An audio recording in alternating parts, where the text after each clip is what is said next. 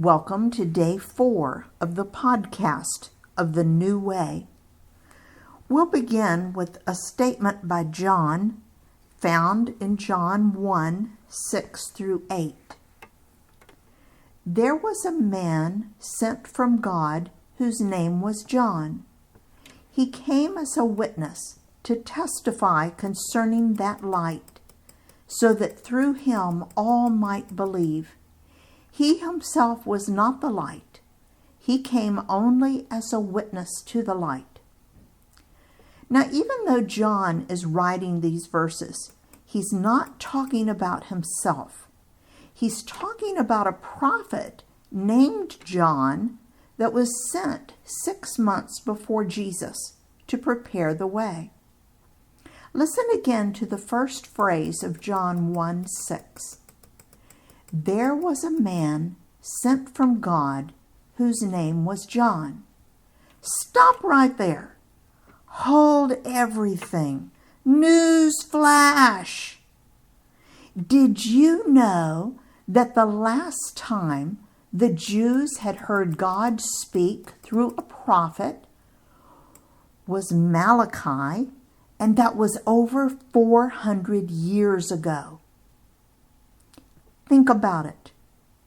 In other words, no one alive had ever heard of someone who was sent by God. Most of the Jews were still worshiping God and trying to follow him as best as they could, but their religion had become mostly a list of do's and don'ts. It had grown old and stale and confused with other religions and philosophies. Some were still trying to follow God's rules, but they had expanded the rules until they weren't sure which ones were the right ones to follow. Everything was a mess. Even the priest who taught God's law didn't follow it. Sort of sounds like today, doesn't it? Then God did something in the middle of this mess. He sent a man named John. Just for clarity, we're going to call this man John the Baptizer, because we are not talking about the writer of this manuscript. Later you'll see why we call him the Baptizer. Let's read the next verses in John 1:6-8. There was a man sent from God whose name was John. He came as a witness to testify concerning that light, so that through him all might believe. He himself was not the light. He came only as a witness to the light. What would you say was John the Baptizer's assignment from God? This verse says clearly that he was not to be the light. He was to be a witness to the light. So what is a witness? A witness is someone who tells what they have heard or seen or experienced.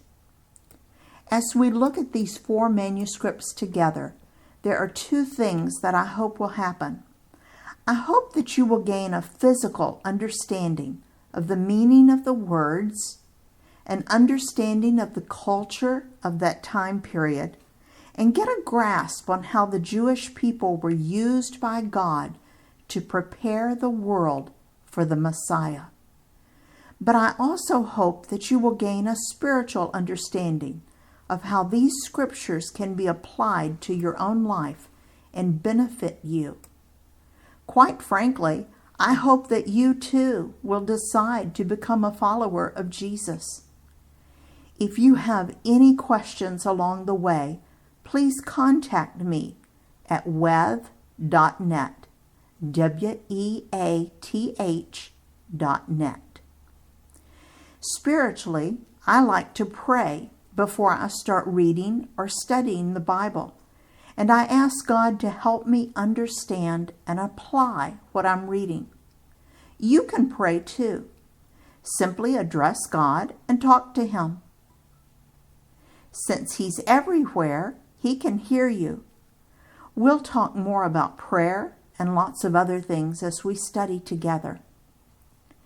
And unlike any book you've ever read or studied, God says that the Bible is alive and powerful.